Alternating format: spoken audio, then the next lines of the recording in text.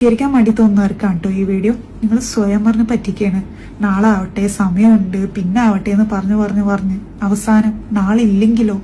ഖിയാമത്ത് നാളിൽ ആദ്യം നിങ്ങളോട് ചോദിക്കാൻ പോണത് എന്തൊക്കെ നല്ലത് ചെയ്തെന്നോ എത്ര നല്ലത് ചെയ്തെന്നോ ഒന്നുമല്ല, നിസ്കാരത്തിനെ കുറിച്ചാണ്.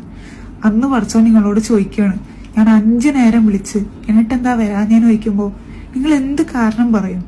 പഠിച്ചോ നിങ്ങൾക്ക് കണ്ണ് തന്നിട്ടുണ്ട്, സമയം തന്നിട്ടുണ്ട്, ഈ ജീവിതം തന്നെ തന്നിട്ടുണ്ട്.